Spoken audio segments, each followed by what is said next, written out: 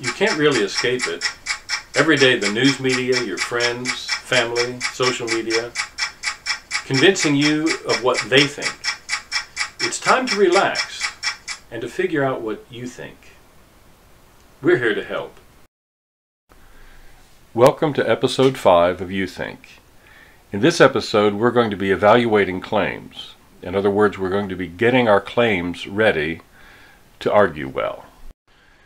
In our last episode, you became aware that conclusions rest upon premises.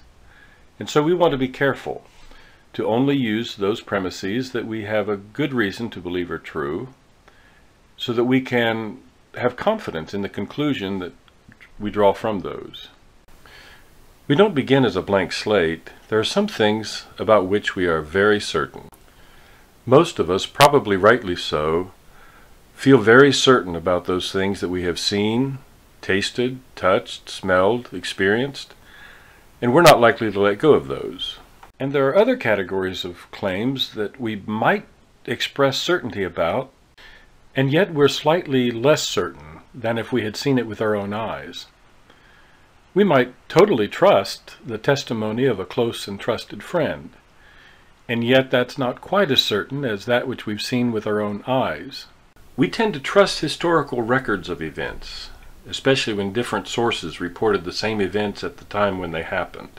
We tend to accept the reasoned conclusions of scientists, especially after multiple studies have confirmed what they've concluded.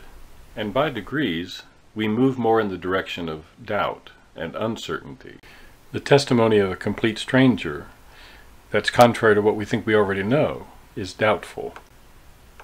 The testimony of an individual or of a source with a long established history of dishonesty is seriously doubtful. And it's reasonable that we would completely doubt those claims that are directly contrary to what we've seen, heard, tasted, touched, etc., and claims from anonymous sources that have no evidence attached to them. The point is that a careful thinker will give some honest thought to the reasons for accepting, doubting, or rejecting a claim before either inserting the claim into an argument that he or she's making or giving it any weight in an argument presented by another. Assume for a moment that someone makes the following claim. The Ford C-Max is the best car for the money in 2018.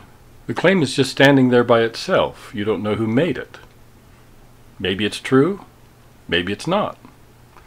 Now you assume that it's the car salesman who's trying to sell you a Ford C-Max who tells you that the Ford C-Max is the best car for the money in 2018. So now you have reason to doubt the claim because you know that the guy making it has something to gain from convincing you that it's true. But if your trusted friend, who's a super mechanic, shows you a list of all the factors that he has personally tested and tells you the same thing, you're likely to accept that claim, and reasonably so. In this case, it wasn't the claim itself that led you to either accept it or reject it, unless you already know very much about what car is the best for the money in 2018.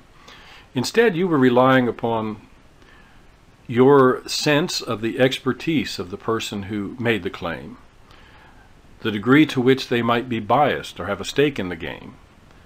And that's reasonable. Consider this claim that Billy Graham said, "It would disturb me if there was a wedding between the religious fundamentalists and the political right.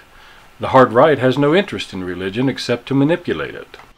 How you responded to this claim about statements made by Billy Graham probably has more to do with factors inside yourself than about the nature of the claim. If you almost automatically reject the claim because it's inconsistent with what you already think, your bias, then you are choosing to be irrational. On the other hand, if you immediately embrace the claim and applaud it because it expresses your thoughts on the subject, then your bias has knocked you out of the league of reasonable people as well. The rational person is going to ask the question, did Billy Graham really say that or not? And how can I find out? Although we don't know who actually created this meme, we do see that there's a citation, Parade Magazine, 1981. We have the ability to go check that. Make it a practice to really start evaluating claims every time you hear them, and you hear many of them every day. Soon we're going to talk about how to combine claims to form arguments, and that's going to be the exciting part. Be sure to subscribe and watch all of these together. Share this with your friends. Stop shouting, start thinking. It really is up to you.